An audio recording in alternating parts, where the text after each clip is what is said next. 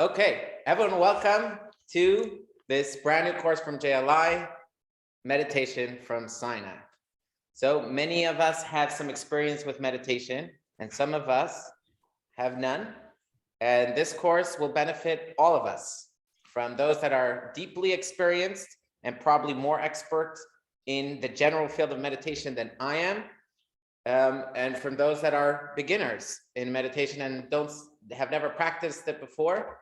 There are tremendous benefits to meditation, and we are going to try to draw on those benefits. But we're going to do it a uniquely Jewish perspective, and that's why it's called Meditation from Sinai. It's a Jewish perspective on meditation. So everyone, welcome. Welcome for those that are joining us on Zoom, those that are here in person, those that have been here before, and those that are new. This is an interactive class. Feel free to jump in with questions and thoughts. I don't know that the audio is necessarily going to pick up everyone from the audience's questions, but we hope to navigate that. That's why it's important you have a textbook so that you can read while someone in the class is reading, so in case you can't hear so well. Okay, with that, let us begin with the following exercise on page 2. And that is to record. If you have a pen, you'll benefit. And if you want to share this in the chat, that would be kind of nice. Record 3 things you hope to gain through studying this topic.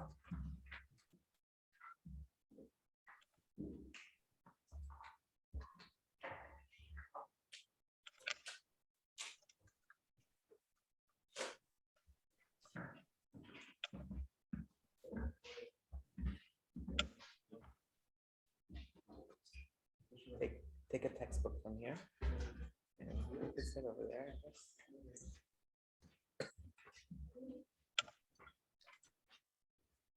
Okay, anyone want to share what they're writing? We'll take samples from 1 or 2 participants to get a feel of what are the goals. It helps me figure out how to deliver the following lessons to hopefully meet your goals. Anyone want to share? Well, I like to know how to strengthen my emunah and my trust in Hashem. Okay. So we'd like to know how to use our soul tools and to strengthen our connection to Hashem. Very good. Okay. Stan, you want to share something?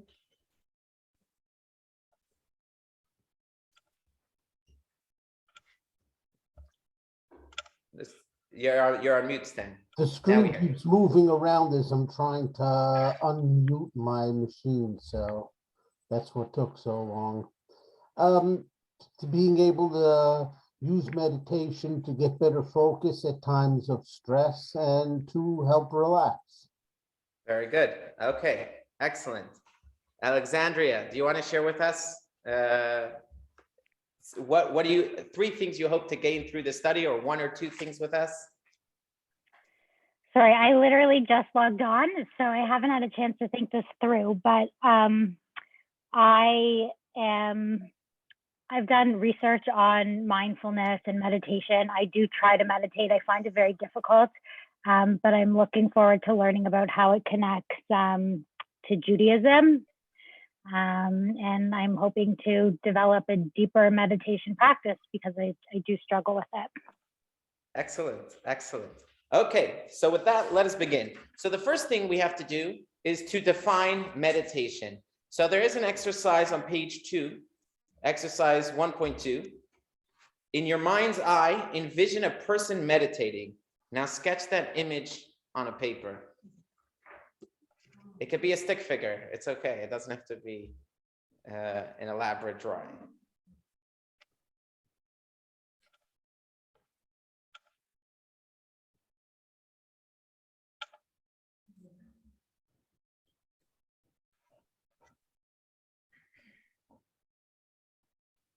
Okay, so what is the image that's coming to your mind? For some, it might be a lotus position.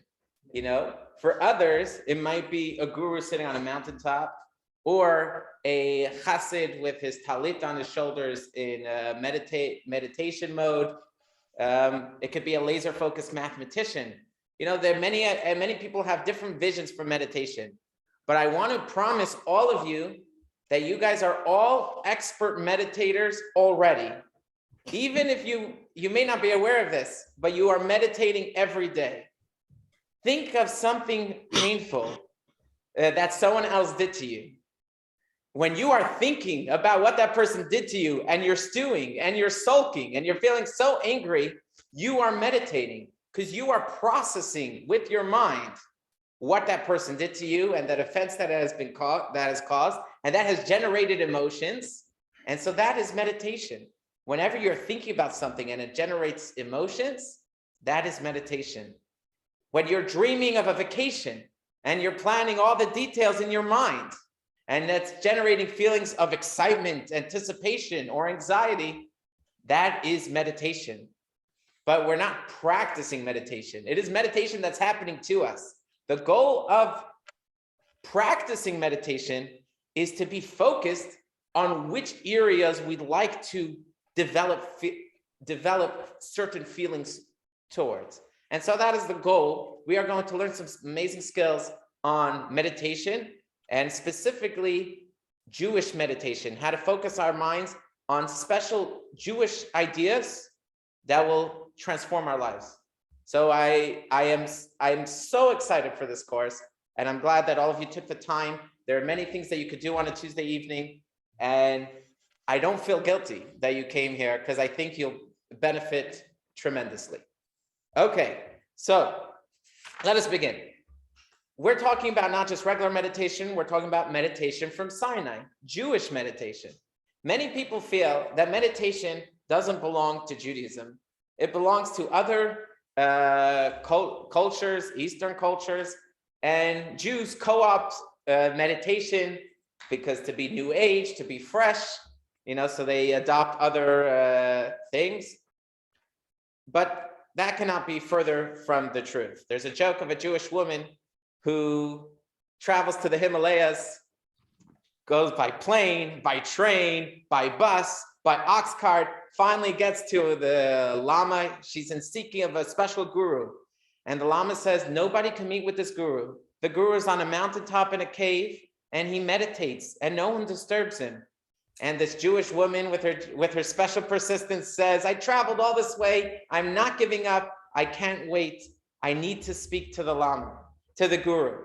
And the Lama says, after going back and forth, says, okay, I'll help you get there. But when you get there, you bow your head and you can only say 8 words.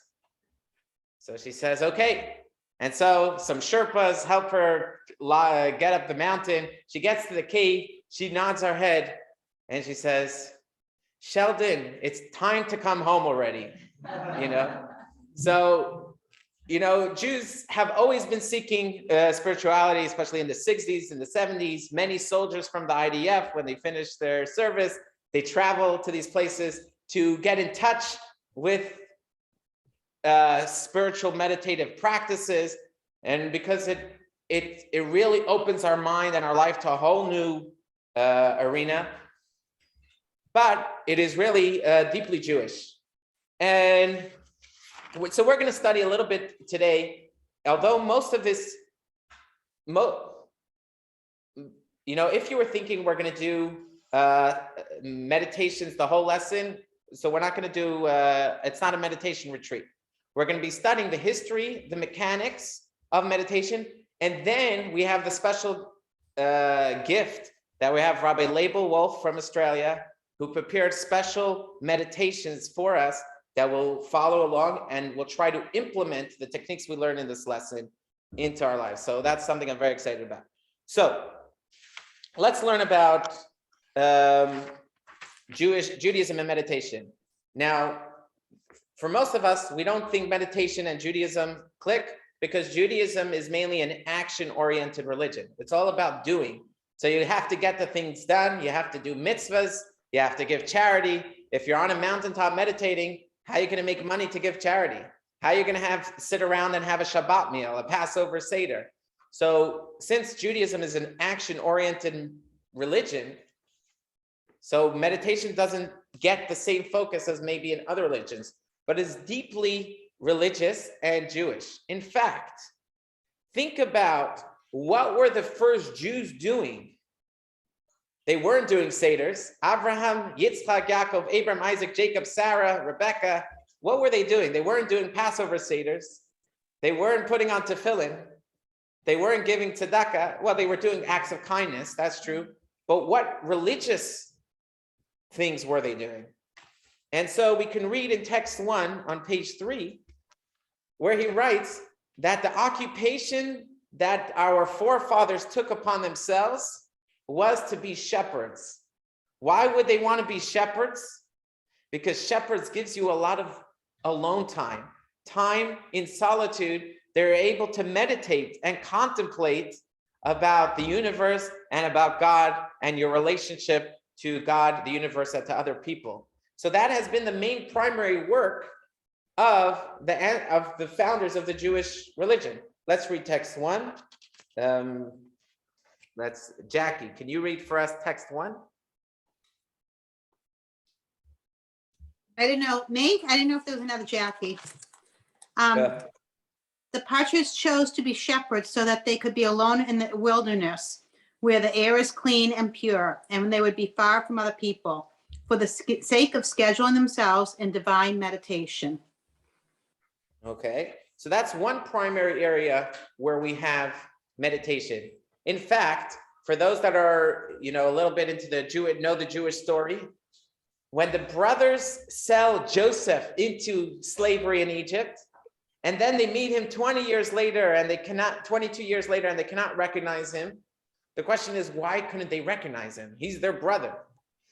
And the reason is because his lifestyle was so far removed from the lifestyle of a good Jewish boy in those times. A good Jewish boy in those times didn't live in a metropolis. They lived, away from others in order to spend their time in meditation. And here they see a person who's in a metropolis and is engaging with society and commerce and business.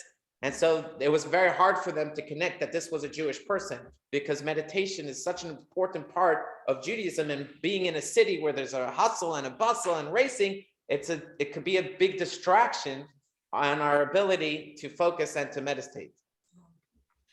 But ultimately he did conquer. Another area where we have meditation and daily practice is Jewish prayer, right? Jewish prayer in Hebrew, the word for Jewish prayer is tefillah. Now, tefillah, there's no good translation for it. So that's why we use the word prayer. But the real meaning of tefillah, as we have in figure 1.1 in our student in page 4, is the two words of glue and to judge. In the verse, if one commits a crime against another, he will be judged. Ufililo Elokim. Or hatofa kli cheres, one who glues an earthenware vessel. The purpose of prayer is a contemplative process where we become aware of ourselves and we become aware of our relationship with God, and we try to nurture it and to develop it. And so there is a short part, the essential part of prayer services, when a Jew prays 3 times a day, is 18 blessings that we say 3 times a day. Those 18 blessings really only take 5 minutes to say. And yet those that have been to a morning service knows that it's 1 hour, 2 hours on a Shabbat, even longer. Why does it take so long? It's because it really takes time to become aware of who we're speaking to. In order to help us be aware of who we're speaking to God. It's very hard when you just ran out of your home, you just got dressed, you just woke up, to be in a frame of mind where God is important to you. And so the rabbis added all these preliminary texts. These are words that you read to feed your brain things to meditate on, to become aware of the greatness of God, of the kindness of God. Then when you get to the Amidah, you're ready to speak to God because you're in the right frame of mind. And so that's an important part of Jewish prayer. The world stands on 3 things. It says in Ethics of Our Fathers. It stands on prayer, it stands on Torah study, and it stands on doing good deeds, doing acts of kindness. So prayer is an important part of the Jew schedule, and that is a major part of prayer is meditation. So it's a daily practice. Let's read this text in text 5. This is in the Talmud. It is describing the way Jews used to pray in Talmudic times. Not all Jews, but some Jews used to pray in the following way. Text 2, we'll get someone from the in-person crowd. Gail, if you could read for us text 2. Sure.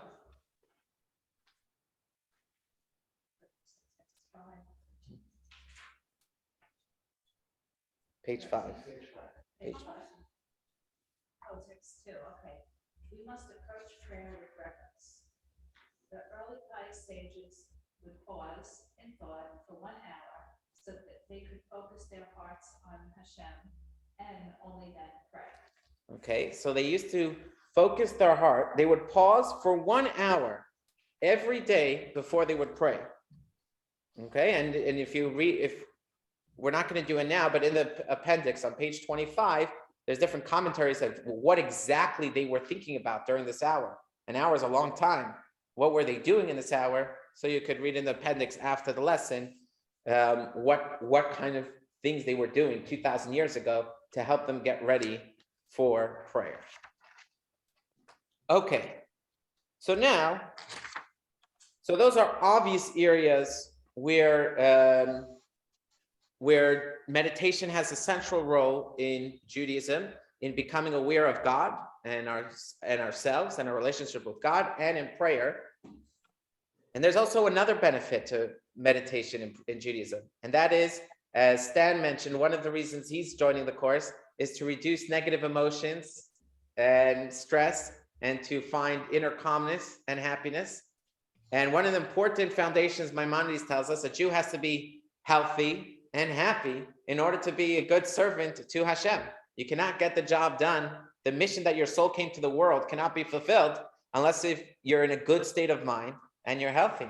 So meditation is important for that purpose as well. Even if you're not engaged in a Jewish service, you're just going about driving, a Jew should always be calm and relaxed and happy. So those are the primary place that meditation has in the Jewish reality. Now, when we speak about meditation, there are really 3 categories of meditation. There's meditation that comes from foreign sources, and we're not talking about the mode. That means saying mantras or poses. Those things are inherently neutral. But we're talking here about the content of the meditations. There are meditations that are foreign. Many of them are pagan. And those categories of meditations, we have to be very careful of. Jews have to be very careful of what meditations they use to put into their minds. But then we have neutral meditations. These are things that are relaxing, thinking about positive memories and positive feelings that are neutral.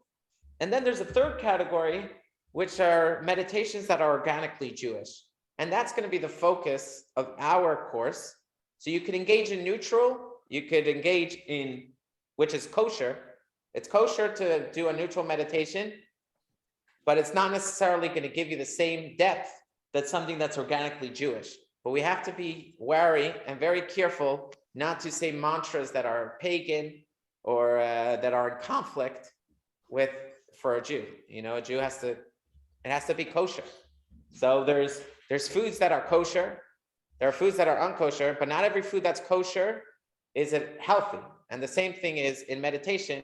You have neutral meditations, but not necessarily are you getting the same, you're not doing a mitzvah.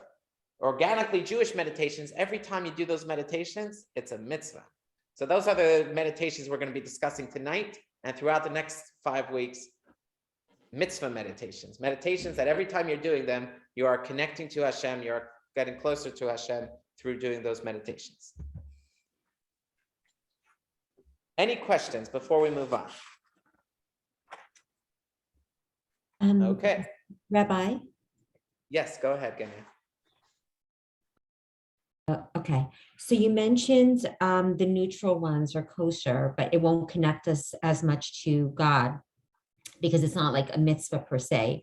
But there are some mantras that also believe in one God. not just their God, but one God, universal God, like, the word Satnam, the truth, the emes, the truth. So I'm wondering if that is considered pagan or conflicting with Jewish concepts. So the mode is not so important. In other words, if the language that you're doing the meditation in is not so important. So if that language is reflects Jewish ideas, then it's a mitzvah. It's not neutral, it's a mitzvah. It doesn't matter if it's an Indian word or it's an Arabic word or an Aramaic word, it's a mitzvah. So it really matters on the content. If the content is just relaxing mantras, so that's not necessarily a mitzvah. It could be a mitzvah if you do it for the right reason, right? But then there are meditations that are always a mitzvah. And then there are meditations that are at conflict with Judaism. So really, for example, let's discuss poses. Poses are neutral vehicles to express a meditation.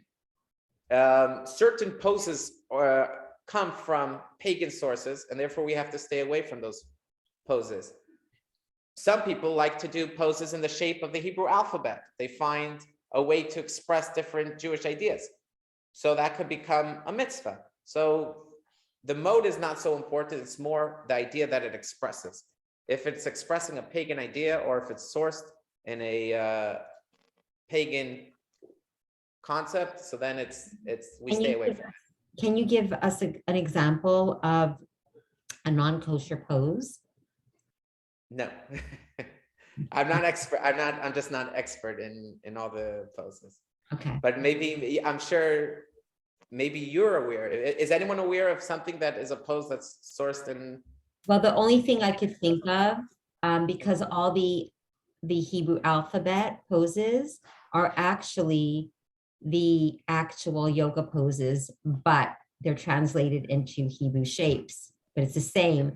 But the only thing I could think of is when we do prayer pose, which I don't see it as a non-Jewish thing, but I think of it as a churchy thing, even though I see nothing wrong with it. I do that pose when I get up in the morning. I actually do that pose. It's mentioned in Jewish law to do that pose when you say the Moda Ani in bed. So To put your hands together. That's right. I love that. Okay, that's awesome. Okay, so it's interesting that it's associated with Christian sources, but I guess, yeah, I was taught to do it in the morning when I pray. Okay. Can I ask a question? Rabbi, what's the mitzvah? What was your question? What's the mitzvah? What's the mitzvah of meditation? Hmm? The mitzvah of meditation is, it depends where you're meditating, but before you pray, you have to become aware of God. Also, you have to meditate on the greatness of God. It's the first mitzvah in Maimonides, counted as the first mitzvah, is to know God and to become aware of God. And so to do that, you need to meditate. Okay, and we'll see some other mitzvahs throughout the course that we'll learn about. But I know that a lot of people, when they meditate, they hold a beaded mala, between the energies of the crystals and also as a counting, as they're going around to count the breath. Where does that fall in between? Is that considered paganism? Is that neutral? That's a great question. That's a great question. It's very hard to tell because I'm not so invested in I know the Jewish techniques, and it definitely is not a Jewish source. Now the question is, so is it pagan sourced or is it neutral? And that you really have to find it from an expert. Are we associating with pagan energies? Then we have to distance ourselves from that. But if it's just counting the breath, maybe that's neutral. I'm not wholly familiar in that topic.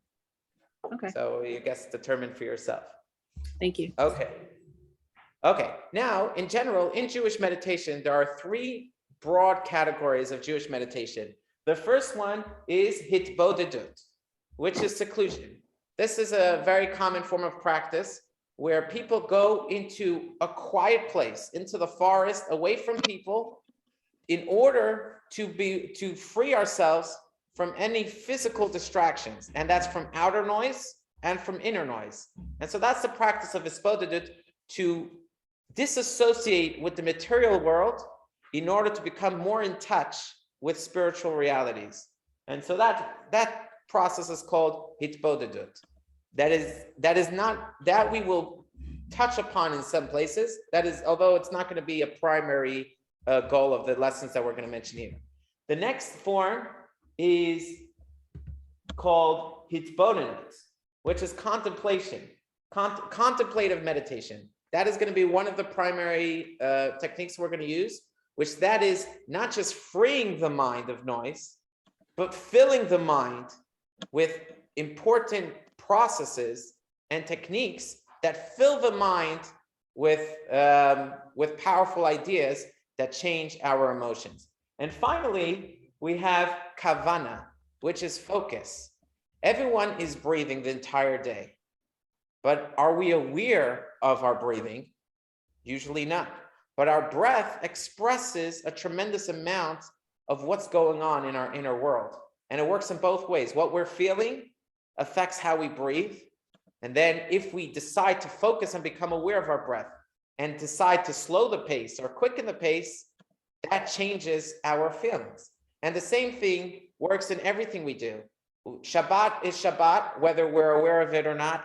Eating kosher is kosher, whether you're aware of it or not. But when you have kavana, when you have mindfulness or intention, it could change the whole experience. So it is mainly these last two categories of hitbonenut and kavana, focus and contemplative meditation, that is going to be the primary techniques that we're going to use in this lesson. And with that, I want to just give a short summary of what we're going to go through throughout this course. In the first lesson, we're going to go through Do You Mind, which is a lesson we're going to focus on how to get rid of our negative emotions that bog us down, that destroy our day, and we want to get rid of them. How do we do it? Is there a technique? Is there a magic pill to swallow? And we're going to learn about that today. Next week, we're going to learn about a special, so that's mainly Stan. You should focus on today's lesson if you want to really accomplish what you were hoping for. And Yeshua, Yaakov, next week, we're going to focus on what you were hoping to gain, which is to become aware of a special soul power that we have to sense spirituality within us. Usually we use our mind to sense the reality, but we have other parts to us that we could use different tools to relate to the world. And next week, we're going to gain a spiritual tool or become aware of it at least. In the next week, in the third lesson, we're going to focus on mastermind, how to be mindful. It's a mindfulness class. And the next week, we're going to focus on mind your time, the ability to notice the moments and the passing minutes of time. Finally, we're going to learn mind your business. And this is how to see spirituality in everything you do in the world. And finally, mind and matter. This is bridging, what we usually see as Jewish practice. There's a lot of doing, how to synthesize it with meditation. Okay, so we're going to do a little bit. Now we're going to learn a little bit about the mechanics of how meditation works in Judaism. And so we have this Kabbalistic chart. Many of you are familiar with this. Some of you are not. This is read from top down and right to left. So a little background. Every Jew, every person has a soul. The soul is your personality, is your subconscious, it's your conscious, but your soul needs a way to interact with the world. And so the soul has 10 modes with which it interacts with the world. You can think of it as 10 apps on your phone, maybe. It has an app to process, to analyze. It has a process. It has an app to different apps that the soul has. And that's our personality. So this is the 10 Sefirot. And in general, they're divided into the higher 3 Sefirot, or the higher 3 modes, are your intellect, and the lower 7 are your emotions. Now, this is not a Kabbalah class specifically, so we're not going to spend time going into each of the Kabbalah. But the main idea is to know is that, see how intellect is on top of emotions? That's the way it works in reality. The way you perceive Things is the way you feel things. If you walk into a building and you see someone holding a knife and he's cutting open a person, if you're unfamiliar that it's a hospital, you'll scream in horror. If you think it's a hospital, you'll say, wow, what gratitude I have to that masked person holding a knife. So you can have the same scene and two people will see it totally differently based on how they analyze the world. And so it is so important. That is the main idea of meditation in Judaism, is to focus on the intellect, to make sure we have the right frame of reference for reality, and that what we believe about reality is real and true, and that drastically changes our emotions. Okay, so we're going to do an exercise. Okay, I want everyone to think that we're on page 7, exercise 1.3. Record a negative experience that you had in the past month.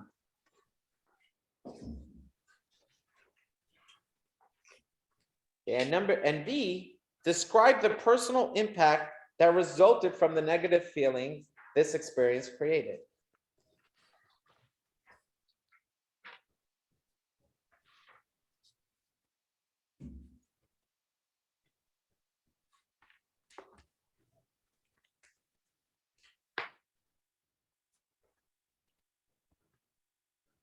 So chances are that most of us didn't have such a hard time finding a negative experience, because some people unfortunately have to deal with overwhelming negative experiences. But even if we don't have to, every day or every week, we are definitely constantly feeling many negative thoughts, negative feelings. And those negative feelings could be feelings of low self-worth, anxiety, self-doubt, shame, guilt, anger. We have many negative emotions and they just drag us down. And so in today's lesson, we're going to try to get rid of that. And we're going to frame this by an amazing idea and technique, which has to be introduced. So let's start off with text 3. If we can get someone online to read for us text 3. Amy, can you read for us text 3? It's on page 8 in the student book. On page 8, conquering fear. Yep. As you approach the battle, the Kohen shall come near and speak to the people. He shall say to them, "Hear Israel, today you are approaching the battle against your enemies. Do not be discouraged. Do not be afraid. Do not be alarmed or terrified because of them." So imagine you are on the front lines, ready to go into battle. Try to become aware of what experiences you might be feeling, thinking about your loved ones at home, thinking about the seriousness of the moment and the importance of this battle. And imagine someone tells you, "Don't be afraid." Do you think it would help? No. Do you think it would help if they said, No. "Don't be afraid"? No. No. So what's the Torah thinking? Why does the Torah command us, don't be afraid? It commands us to be afraid. That will stop us from being afraid. If we're afraid, we're afraid.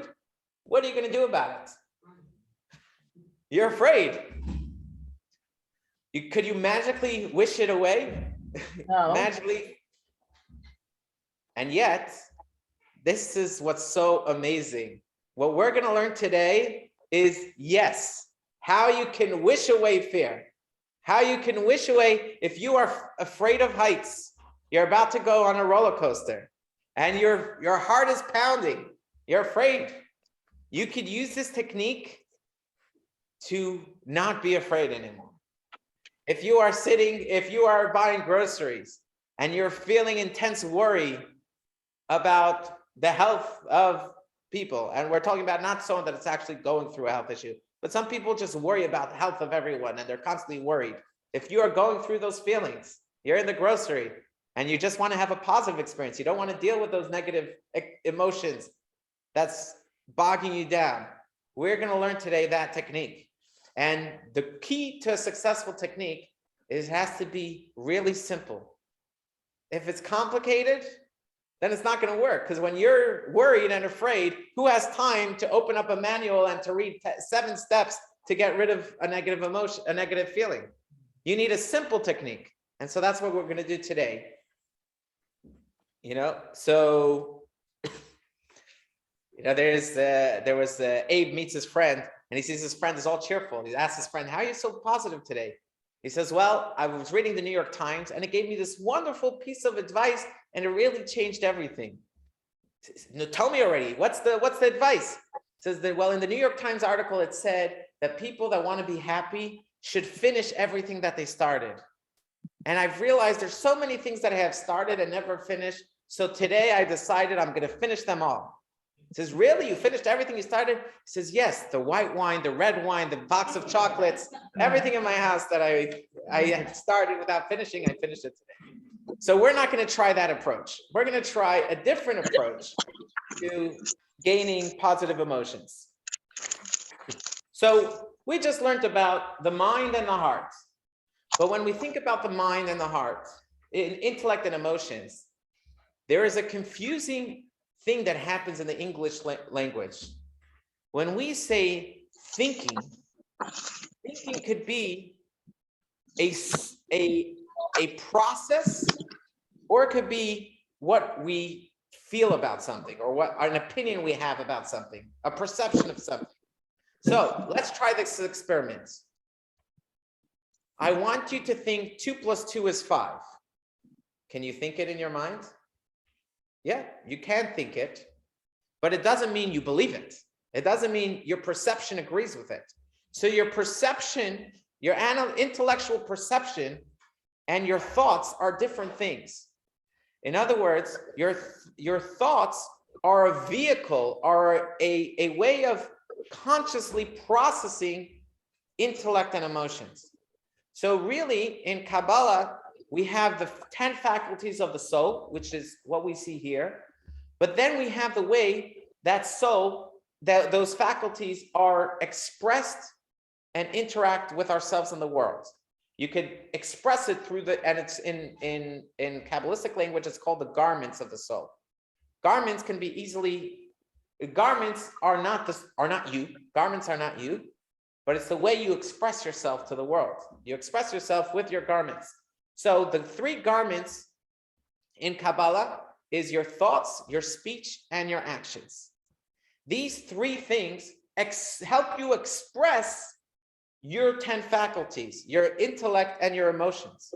So if you are emotionally excited and happy to see someone, you could think about it and become aware of it in your mind.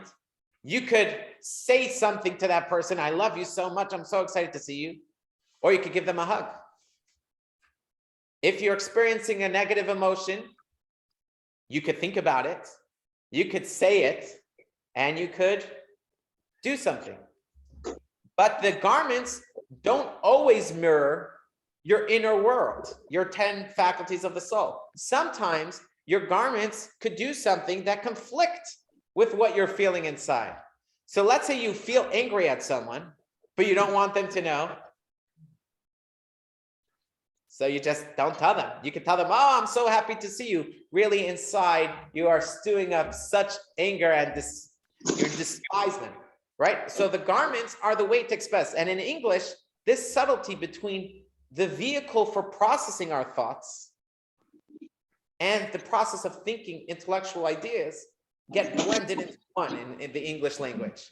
When you say I'm thinking, it could be I'm analyzing something internally, which is a soul capacity, intellect, versus the vehicle of processing those thoughts, which is, in Hebrew, it's called the difference between seichel and machshava.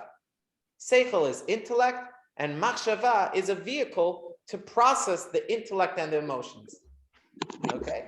So you could think emotional things, and you could think intellectual things. And this is going to be the main technique that we're going to use. Those that are causing.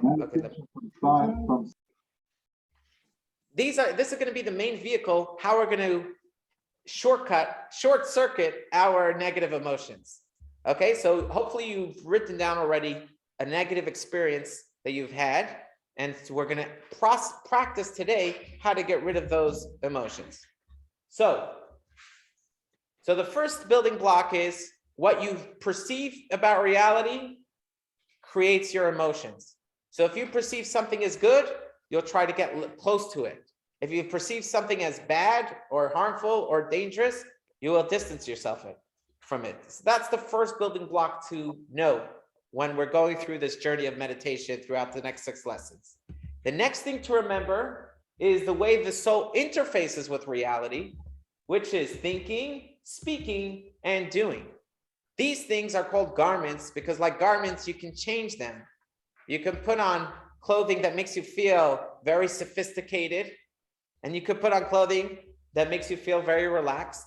And if you're a plumber, you might put on one set of clothing. If you're a police officer, you'll put on something else, and you could change it throughout the day based on the task that you're doing. And this is the main shortcut we're going to take today, is instead of necessarily trying to, let's say you say, I'm really worried, maybe so-and-so is not going to live a long life. I'm really worried. What if they die young? So one idea is to go through the pros and cons. Like, what are the chances that he'll die young?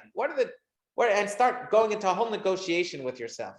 And we all know that these things take a lot of time. And usually when we're so emotionally charged, those arguments won't work, right? Or you feel someone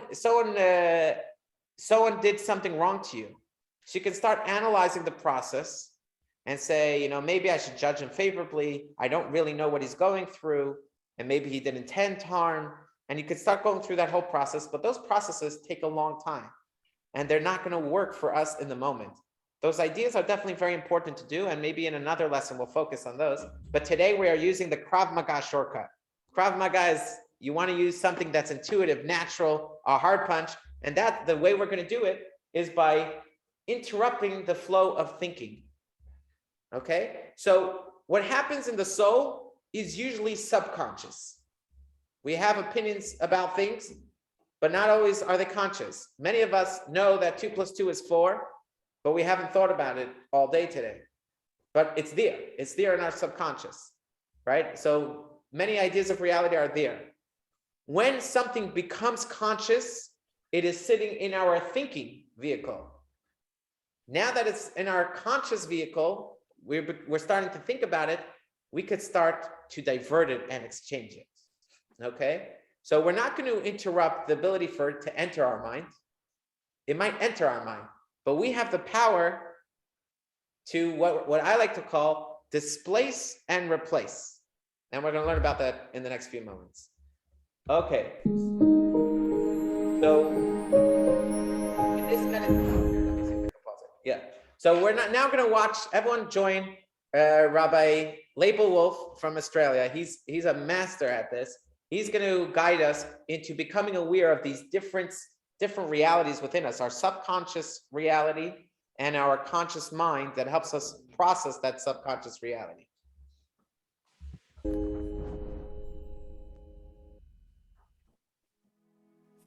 Thoughts produce feelings. Therefore, even a microsecond of thought in any situation produces an emotion. If we have negative emotions, we can simply displace them by replacing them with a new thought. Not a difficult process, and let me share with you a meditation to try to carry out that particular function. So gently close your eyes and just become aware of the flow of your thoughts. Sorry about that. What thoughts are flowing through onto the screen of your consciousness?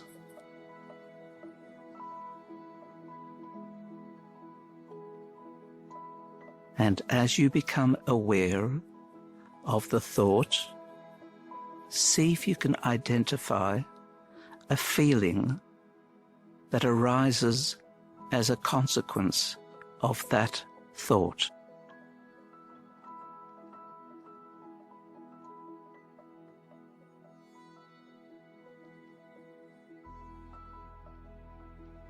I would like you to take yourself back to a moment, to a time when you might have been embarrassed, a situation of personal embarrassment. Try to locate that particular incident, refreshing it in your mind.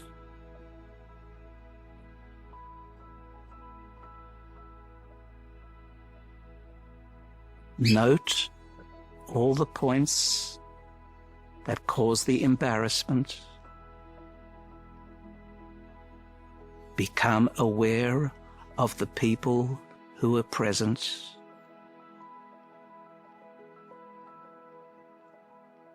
And become acutely aware of your feelings of embarrassment at that time.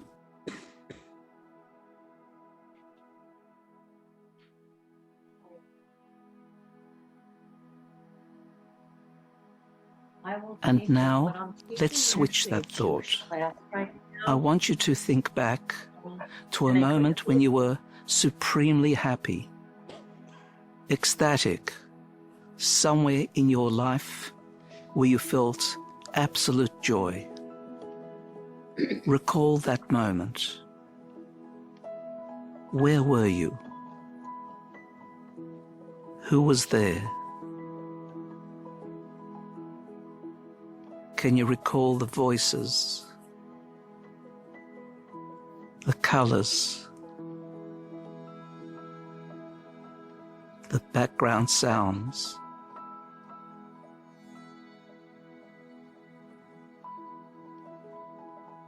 And now consider, where did that image of embarrassment of a few moments ago disappear?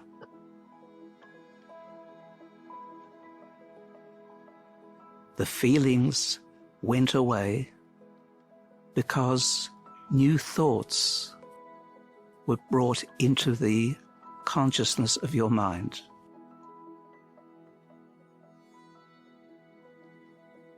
Let's try that again. Now think back to a time where you hurt yourself physically,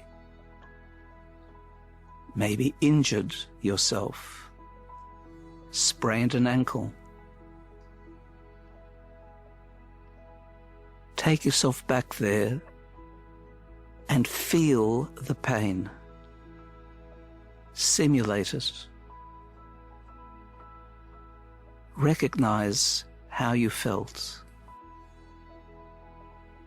Even complex feelings beyond the pain. Consequences.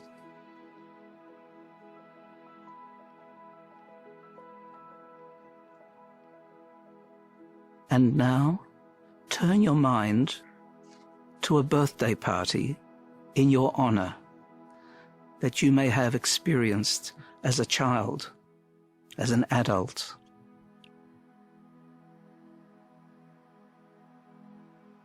What is going on at the party?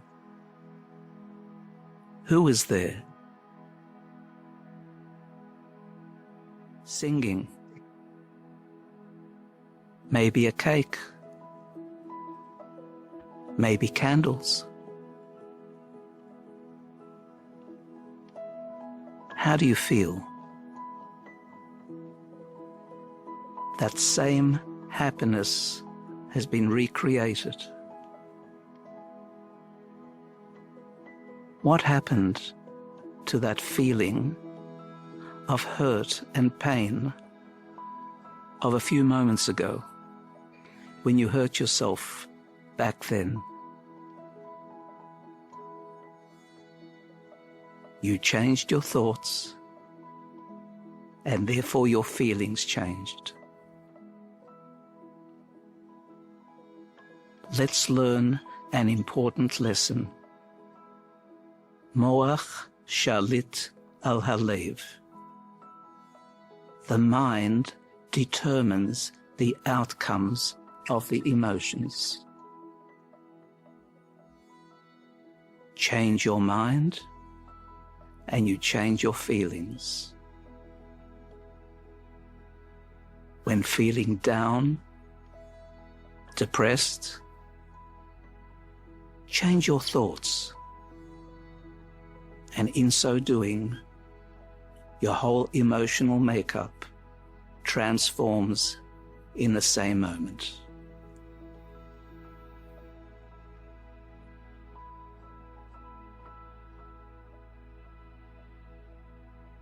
Isn't, some of us may be aware of this, but it's so simple. It's so simple. You are in control of your ability to feel negative emotions, and yet a few minutes later, you could displace that and replace it with positive emotions by changing what you're thinking about. And so that is important to remember. And we're going to go a little deeper into this idea in the next few moments. Before we do that, any questions? Isn't there danger of, like, if you're too Pollyanna-ish, that you're not facing reality? Because sometimes negative things do happen. Okay, so there's two things to remember. Many times it's just the wrong time to be thinking about it. In other words, we're busy doing something important, and all of a sudden this impulsive thought is coming into our minds that is making us feel down. So it's just at the wrong moment. So you can use this technique to say, you know what, this is an important issue, but I'm going to think about it 7 o'clock tonight after I'm relaxed, not when I'm busy with the kids or when I have an important project to finish. So that's one important thing. And it's also many times the emotions may not be justified. So it's just there, and we know ourselves that it's not justified, but we just feel it.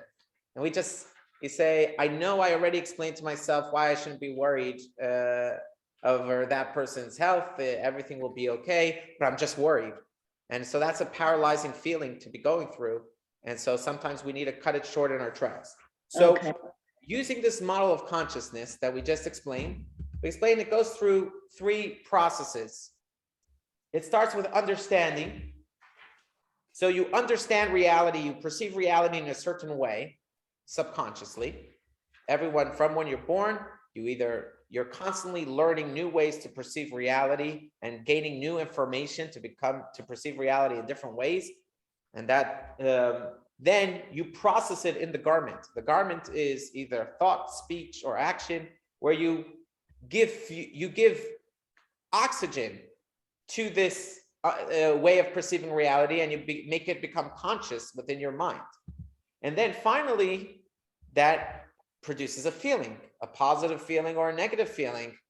And that's the general, this is not the only way, but this is the general way in which we process feelings. And it's very important to become aware of this. So we can try to combat negative feelings head on by either trying to change the way we perceive reality, which is on the first part here, or we could try the other extreme to figure out how to diffuse negative emotions, even if they're justified. You have a justified negative emotions, but you decide, you know what, I'm entitled to feel angry at that person, but I just not going to feel it anyways. But those things take enormous strength, and they could be a lifetime of work. And so the secret we're learning today is to interrupt the process in the middle. You start perceiving reality and you're thinking about a negative experience that happened to you. Stop. Decide, I don't want to think about it. Say, I don't want to think about it. And I know what you're thinking. You say, I've tried that before, it didn't work. We're going to get to that. But this is the shortcut. It's not a long-term solution, but not always do we have the time to do the long-term in the moment. And we sometimes have to get rid of our negative emotions in the moment to help us focus on important things that we have to do day to day, to be happy people, positive people, energized people. And so in this lesson, we're focusing on the shortcut. And the shortcut is interrupt the flow of thinking. Now, you cannot interrupt the flow of thinking. Your mind is always thinking. So while the garments of thought, of speech and action, you could decide not to talk. You're angry and you want to yell at someone. You could decide, I'm not going to say anything. You could decide, I'm not going to do anything. But your mind is always racing. It's always on. but you could switch what it's thinking about. That's what you can do. You can replace, okay, I'm going to stop thinking about this thought and I'm going to think of something else. And that's what we just did in the video. You saw how we were thinking about an embarrassing moment and then replaced it with a positive moment. And that's what we have to do. So when we're experiencing a negative experience, a negative thought, we have to displace and replace. We displace that negative thought and replace it with something else. Now, to explain why this is so difficult for many, is we're going to do a little exercise. Okay? In your mind, think of anything you want to think about, except for white polar bears. Now, this is going to be for 30 seconds, and try to think of whatever you want. Anytime a white polar bear pops into your brain, clap. Okay? And we're going to start the meditation now. Close your eyes.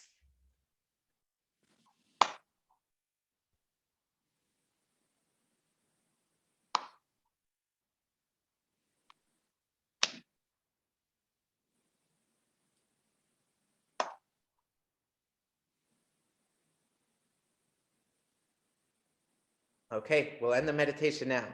So some of us have been very good of not thinking about white polar bears, but some of us, just the idea of trying not to think of white polar bears introduces white polar bears into our mind. And so you say, don't be afraid, actually causes us, okay, but I am afraid. And now, why am I afraid when I'm trying to not be afraid? That causes us to be even more anxious and more panic. And the important thing is, because we have to fill our minds with something else. We cannot just not think about something. We have to know when we decide we don't want to think of negative thoughts, we have to have a backup. What is something that we're going to think about that's going to be positive? Where are you going to draw those positive emotions from, those positive thoughts from? So it's very important to take some time, either once a week or even right now or in the beginning of every day, to fill your mind with a positive thought. And then throughout the day, anytime a negative thought will enter your mind, you'll become aware and say, the first few seconds you won't be aware. You'll just start feeling anxious, nervous. Then you'll become aware. Why am I feeling anxious? Why am I feeling upset? Oh, it's because this thing or that thing. Once you become aware, you're going to decide, I'm not going to think about it anymore. Step 2, I'm going to think about that wonderful memory I had with my family 7 years ago in Jerusalem. Or I'm going to think about this very brilliant article that I read. Or I'm going to think about whatever it is, something that you have a positive. And so that is the technique that we're going to, the main goal. And I wonder if you'll find this helpful throughout the week. Let me know. Let me try this technique. And I wonder, we could come back next week at the beginning of the class and we'll touch base to see what worked about this technique, what didn't work. Okay, so let's read text 5. Bruce, can you read for us text 5? It's on page 13. The mind naturally controls the heart. Humans were created from birth with the ability to exercise willpower to control the drives of our hearts, so that they may not be expressed in our behavior, speech, or thought.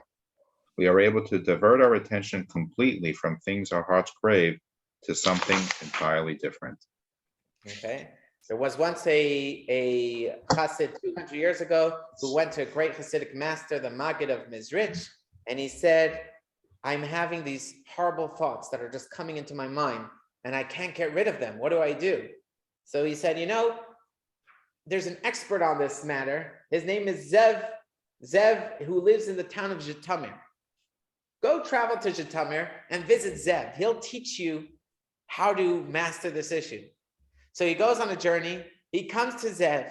It's freezing cold. He starts knocking on the door. It's towards he comes in the evening. He's knocking on the door and there's no answer. He thinks no one's home. He tries looking around. Then he notices inside, he sees there's a candle. Someone's Someone's there, someone's home. So he knocks harder and harder. After 5 hours of knocking in the bitter cold, please let me in. Nothing doing. He decides to go to sleep on the door, on the porch. Anyways, the next morning, Zev opens the door, says, "Oh, welcome into my house." And he gives him the most gracious welcome and says, "How you want it?" And he tells him, "I came here from the Magid."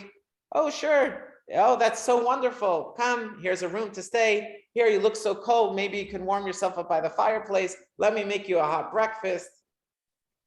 And the person comes for 3 days to observe and watch the technique, from Zev, how to master this issue. But he doesn't notice anything special. And he decides it's time to go home. A waste of a journey, but it was a nice hospitality. But he asks Zev at the end, he says, "That whole night, why didn't you let me in?" He says, "I think this was the message that the Maga was trying to show you. That in my home, I decide what comes in and what goes out. I didn't want to let you in, so I didn't let you in." The same thing is with your mind. You decide what thoughts will be in your mind. You could welcome them in, or you could decide you're not ready to welcome in those thoughts. You'll welcome them in when you're ready. So just because your mind wants to think about something, your will to decide what to think about overrides that. So you have an impulse, you're feeling anxious, you're feeling sad, embarrassed. You could focus on that, but you may feel you need to. But as the Alter Rebbe just said to us in text 5, every human being from the moment of their birth has this natural ability for the mind to control the heart, for the mind to control the thought process, what we're going to be thinking about.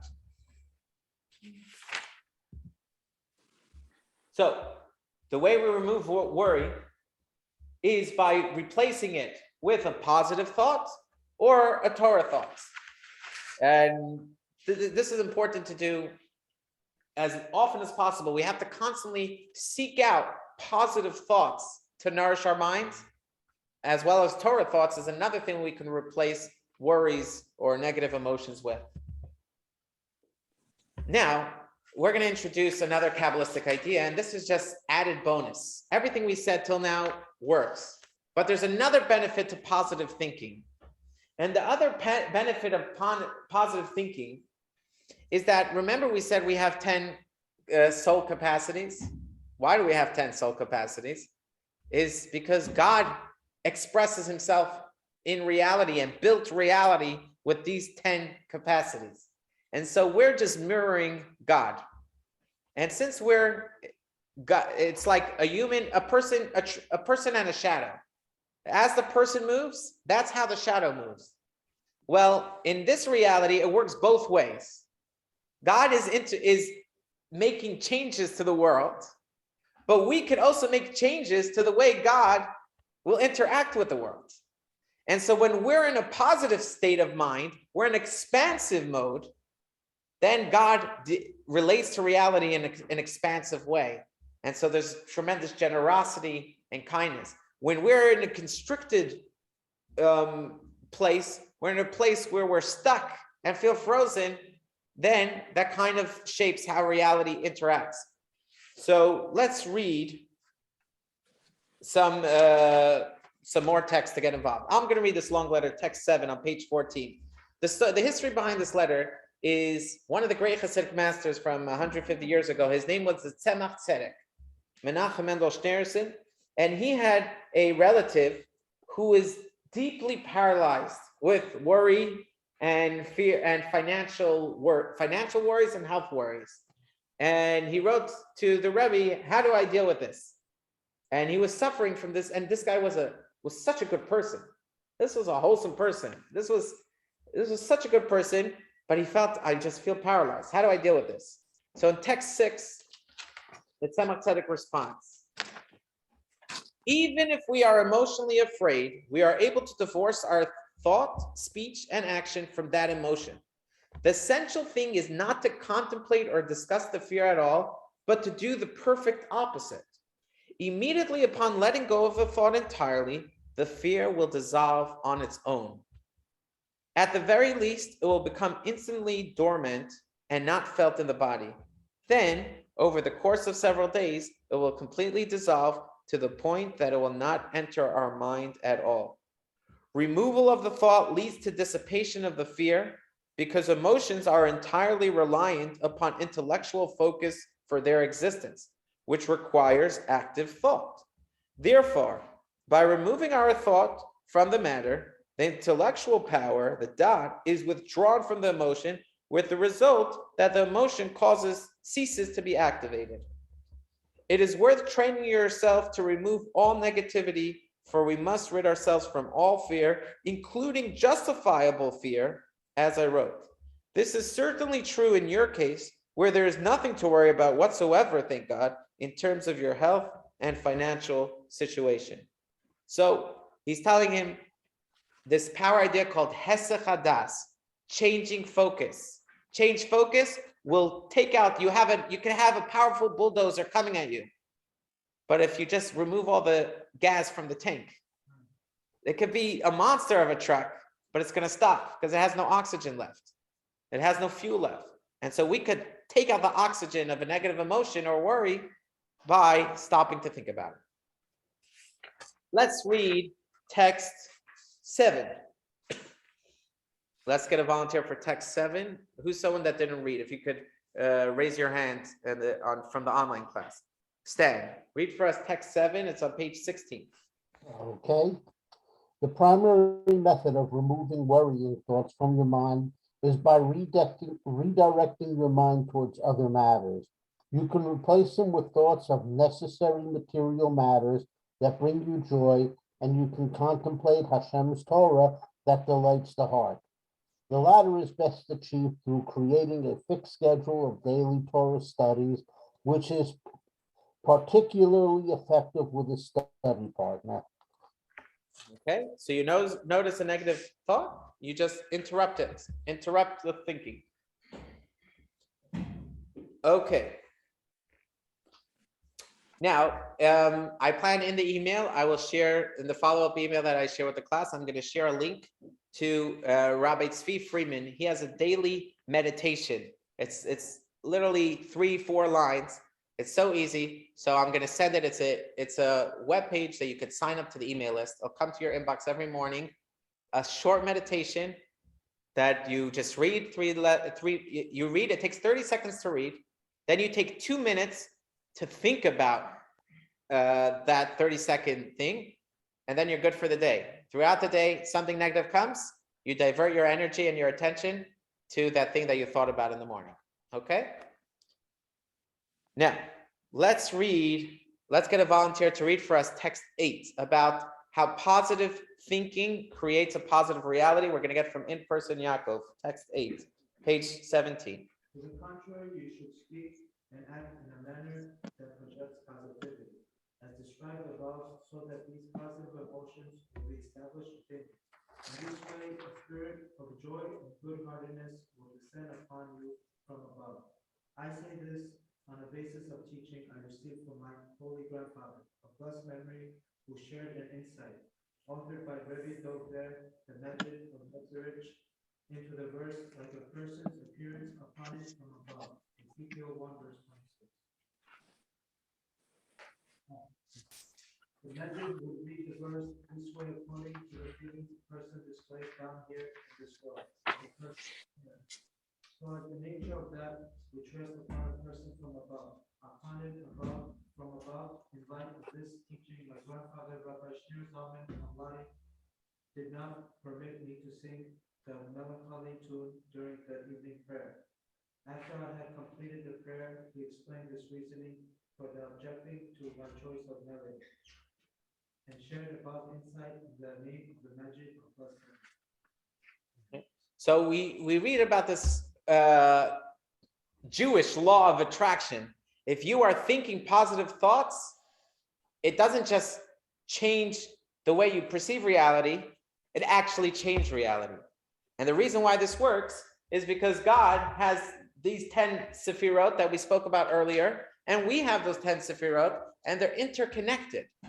And so the way we relate to the world was created through these sefirot, and we have these sefirot, and when we change what we're feeling and how and our disposition, it really changes the reality for us.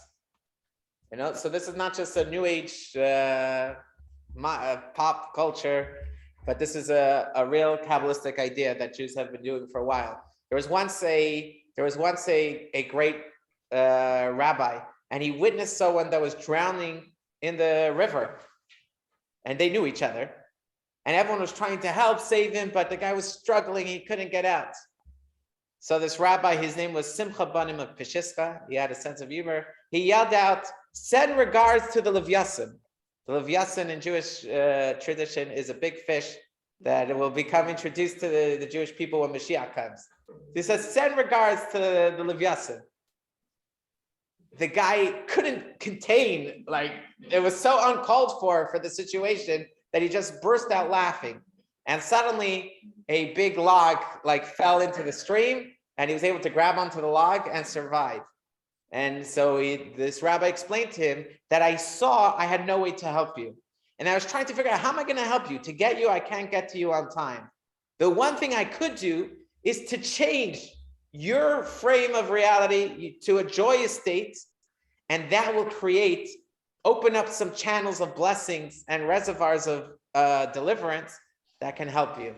And so that was the last ditch attempt. Now, obviously, we're not saying if you have a medical issue, just will it away in your mind. That's not the Jewish approach. The Jewish approach is that God wants us to be a partner in fixing the world. And so we do that by seeking medical attention, doing the things we need, going to that, whatever the thing is, getting a job, whatever it takes to solve the solution, we do it. But it's the frame of mind that we do it in has a lot to do with what will happen. Any questions before we move on? Okay, let's read words of the Zohar. Can I get a volunteer to read the words of the Zohar that bring home the same point? Page 10, text 10 on page 20. Someone online. Brad, can we have two Brads? So any of the Brads want to unmute and read text 10? Okay, we'll give the opportunity to someone else. Bradley, go for it. Which page? 10? Page 20, text 10. Okay.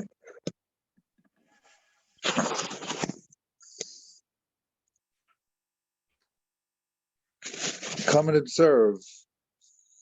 Our world is always ready to receive the spiritual flow that emanates from above. The upper world provides in accordance with the emotional state below in this world.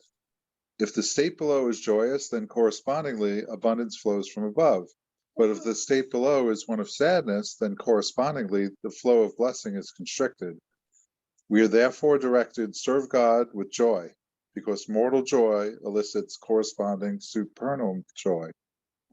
And what's so fascinating about this, normally in normative traditional thinking, if you're a good boy, you get good things. If you're a bad boy, bad things are coming to you. Here the Zohar says, don't focus whether you're good or not. Ignore all that. Be positive, and that will help you. You could be positive of something that is not religious in nature. You don't have to be positive about a mitzvah for this to work. You could be happy because you're enjoying the ice cream that you have. You could be happy because the beautiful weather, whatever it is, find things that will make you joyful, and that itself will bring abundant blessing, because there's always a flow coming to the world. But if the pipes are constricted, then the blessing doesn't come in an abundant way. When we are in a state of joy, the Zohar says, that brings an ability for more blessings to come. That's a powerful idea. Rabbi, Yeah. Isn't it also a commandment that Jew must be in a state of joy? Yes, it's also a mitzvah to always be. It's not the 613 mitzvahs. One of the great masters said that there's one thing that's not a mitzvah, but it helps all mitzvahs, and that is to do things joyfully. And there's one thing that's not a sin, but it's worse than all sins, and that is to be in a down, sad state. Now, sometimes we're not saying there's never a moment to be sad. There are moments to be sad. There are times to be angry, but it cannot be our general state of being. It cannot be our baseline. We have to do everything we can to change the baseline. And we do that by using the techniques that we just learned today of displace and replace. Okay, let's read one more text to just hammer home this idea. Arnie, can you read for us text 11 on page 21? Yes, the psalmist states that one who trusts in God will be enveloped in kindness. We can infer the reverse as well. One who is constantly anxious of punishment associates themselves with strict judgment that can lead to negative consequences, God forbid. In line with the verse, Isaiah 66:4, their fears I will bring to them. We become attached to whatever we contemplate. If we contemplate matters associated with severity, we become attached to judgment. If we trust in God's kindness, our souls will be attached to that kindness, and we will indeed be enveloped in kindness. Right. In other words, we know ourselves. We know there's always faults with us, and if someone would be very exacting with us, we could envision why we deserve something bad to happen to us. Maybe, we're not perfect, but with someone we love, we gloss over their flaws and we focus on the positive. And, when with someone that you love, with people that you love, you could fit 20 people on a small bench. With people that you despise, even the biggest bench cannot accommodate both of you. You can't handle it. So when we change how we're going to relate to reality in a positive way, that also creates that God relates to us in a kind, loving way when he glosses over our misdeeds and he sees, I'm here to help you. I'm here to help you, lift you up and get you out from your stuck position.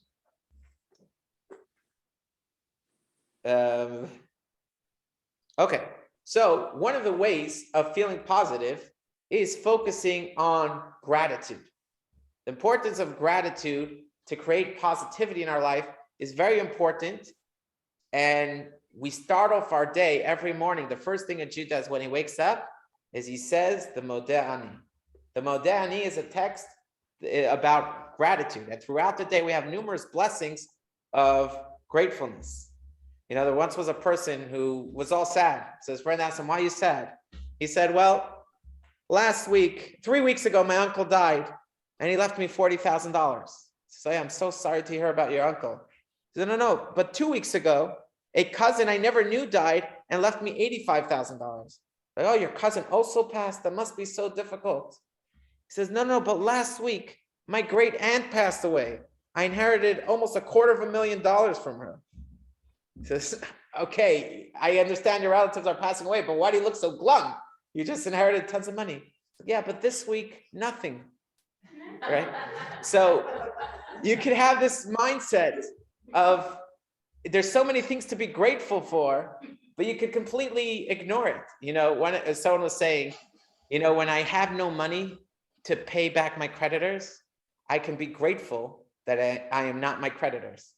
You don't have money to pay, but at least you're not the one that's owed the money. So there's always something to be grateful for. And we always have to, so this is another trick that we can do.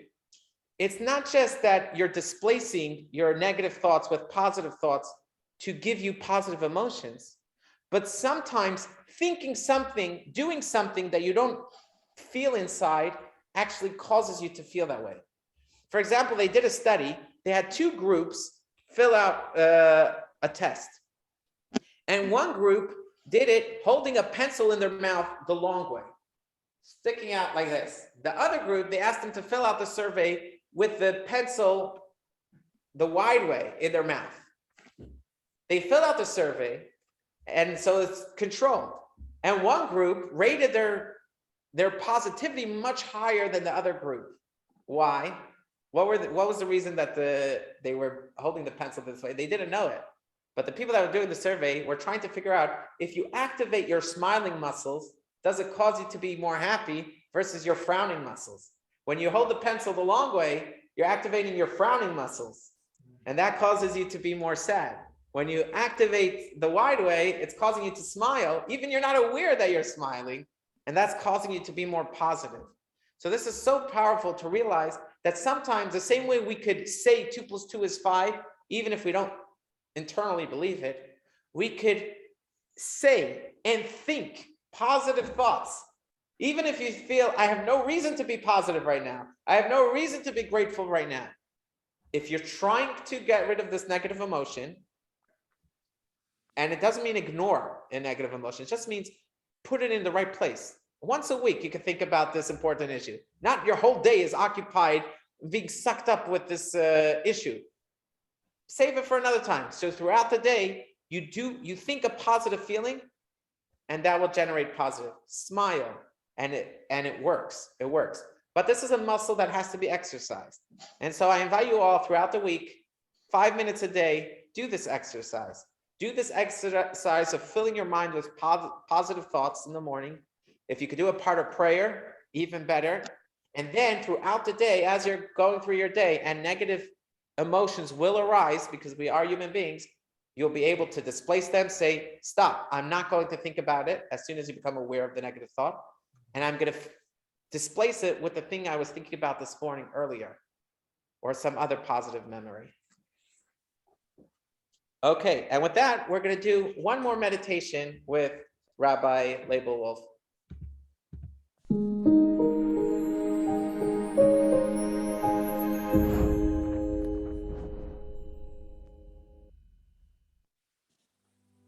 No matter what yesterday was all about, tomorrow is a fresh day. You're going to begin painting on a new canvas, creating a very different picture, again, one of your choice. We do that spiritually every day when we say in the morning the affirmation, Modeh Ani. And what characterizes a new day is to begin initially with gratitude, because from a posture of gratitude, you can paint a beautiful picture of the coming day. Gently close your eyes. Allow your shoulders to slump a little,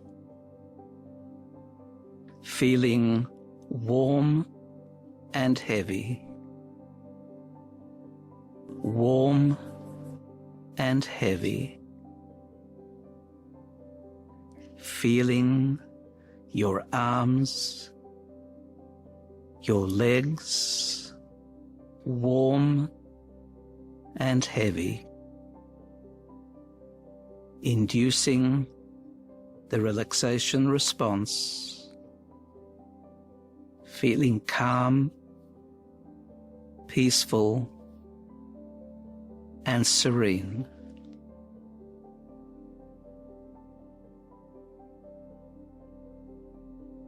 You have much to be thankful for, and each morning express gratitude, because the gratitude that you express is able to begin the painting of a new canvas, a new creation, a new picture of the day. Modeh Ani. I thank you, Hashem, for bringing back to me this morning a freshness of soul, consciousness, and awareness. Modeh Ani. I thank you, Hashem, for providing me with the freedom to express myself today, truly. Modeh Ani. I thank you, Hashem, for allowing me to be distinctive, original, unique, so that my soul can make its unique contribution to the world. Modeh ani. I thank you, Hashem, for changing the world every day in front of my eyes, giving me the scope to be able to play my individual role in the whole process that leads to a destiny that I am part of. Hashem, I feel indebted. I feel gratitude.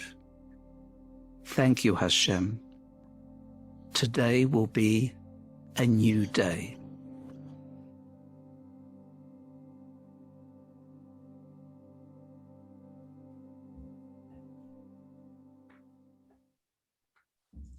Okay, so for the better part of the last hour, we have become aware of the ability to practice meditation. We're always meditating, not always, but very often every day we're meditating. But here we're learning the idea we have to start practicing meditation. That means we have to decide what emotions we are going to feel throughout the day based on what ideas we're going to think about. And whenever a negative emotion arises, we can take a shortcut. And we learned the mechanics behind that. We also learned about the importance of investing our mind in wholesome things. If you are watching CNN and Fox News all day, I guarantee you that these techniques will have to be used a lot more often, because you're going to be constantly filled with negative thoughts. No one writes, and there's no headline that says, "Great news, the plane has landed safely." You don't see that in the news. All you see is the negative things, and we have to make sure we fill our mind with wholesome things, with real reality. People don't realize that every day, 200,000 people are lifted out of extreme poverty.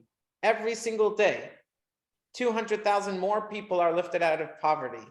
People are living longer lives today. There are so many things to be grateful for, and many of us have a distorted perception of reality, that everything is horrible and everything is bad and nothing is going to be okay. And we're not negating that there is hardship here, but we're saying just become aware of positive things and make sure to fill your mind with that too. And finally, we're learning about the importance of setting daily time every day to meditate, so that we can have a well to draw on when we're we need a quick fix, that we're thinking something negative and we need to replace it with something positive. We can't just expect that we'll have that positive things to think about in middle of the day. We have to have a time in the morning that we meditate, or whatever time we have in the night, if we have no time in the morning, that we spend to meditate 5 minutes, 10 minutes. That way, whenever there is a crisis, we can draw from that well of positive emotions. Okay, I'm going to leave it here. There is a short video about summarizing, but you can watch it on the website that goes along with this lesson, which is myjli.com/meditation. It's also in your book. Somewhere it should mention this. Let's see if, I don't know where to find it, but myjli.com/meditation. First of all, you'll have the slideshow and the videos from this lesson. If you want to watch those videos again, you can do so. You can also watch read other articles and videos, because there's just, even though we're dedicating 6 lessons to this, it really deserves, 30 lessons, years long of practice. When I was in yeshiva, we used to wake up 7:30 every morning. 7:30, our first class would begin. It was 45 minutes of learning mystical teachings and Jewish philosophy and different things. Then there would be 15 minutes for us to internalize those concepts and think about and meditate. And then we would begin prayer. People wonder why Chabad prayers start 9:30 or 10 when everyone else is starting 8 o'clock or 7:30. Why so late? And the reason for that is this reason: the importance of meditating before we start our day. And then throughout the day, we could infuse our day with positivity. Okay, thank you all for joining. Next week's lesson is about mind yourself, reflecting inward to find the divine. And I'm so excited that all of you came, and there will be this lesson has been recorded, so you'll get a recording you can review. and have a great night and a great tomorrow. Thank you. Thank you, Rabbi. So much.